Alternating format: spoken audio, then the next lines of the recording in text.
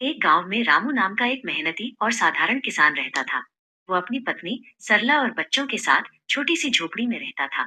रामू की एक छोटी सी जमीन थी जिस पर वो हर साल जी तोड़ मेहनत करता था, लेकिन मौसम की मार और कभी कभी कीटों के हमले के कारण उसे कभी भी संतोषजनक फसल नहीं मिलती थी। उसकी कमाई केवल पेट भरने के लिए ही काफी होती थी। एक रात रामू ने एक सपना देखा। सपने में एक बुजुर्ग संत दयानंद उसके पास आए और बोले, रामू, तुम बहुत ईमानदार और मेहनती हो। तुम्हारी मेहनत का फल तुम्हें जरूर मिलेगा। अपनी जमीन के बीचों बीच एक खास जगह है। वहां लगातार 10 दिन तक सुबह जल्दी बिना रुके खुदाई करना। तुम्हें एक खजाना मिलेगा। अगले दिन सुबह रामू उठा तो उसने अपनी पत्नी सरला को यह सपना बताया।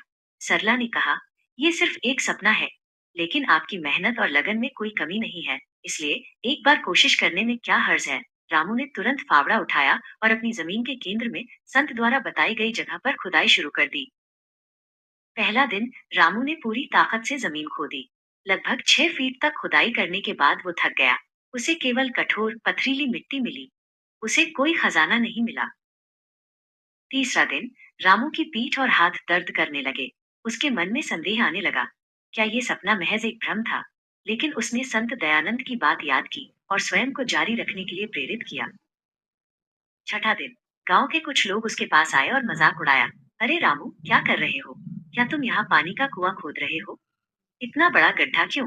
रामू ने उनकी बातों पर ध्यान नहीं दिया, लेकिन वो मानसिक रूप से थकने लगा था। गड्ढा बहुत गहरा और चौड़ा हो चुका था। 9वां दिन रामू पूरी तरह से हताश था। वो इतना थक गया था कि अब फावड़ा उठाना भी मुश्किल लग रहा था। उसने सोचा, कल आखिरी दिन है। अगर कल भी कुछ नहीं मिला तो मैं हार मान लूंगा। 10वें दिन सुबह रामू बहुत उदास और थका हुआ था। फिर भी उसने अपनी बची हुई सारी शक्ति बटोरी और गड्ढे में उतर गया। उसने खुद को याद दिलाया, संत ने 10 दिन कहा था, मुझे इसे पूरा करना होगा। वो धीरे धीरे खुदाई करता रहा। दोपहर होते होते अचानक उसके फावड़े की टक्कर किसी धातु की चीज से हुई। रामू ने उत्साह से मिट्टी हटाई और देखा कि वहां लकड़ी का एक पुराना संदूक रखा हुआ था।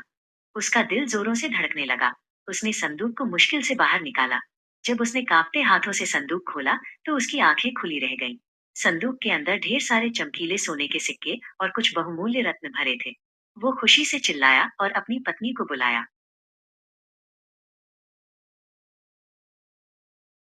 पत्नी सरला और बच्चे दौड़कर आए और खजाना देखकर उनकी आंखों में आंसू आ गए। रामू और उसके परिवार ने खुशी से अपने जीवन के उस मोड़ को स्वीकार किया, जहां उनकी ईमानदारी और अटूट मेहनत ने उन्हें सफलता दिलाई थी। रामू ने उस धन का उपयोग अपने और गांव के लोगों के जीवन को बेहतर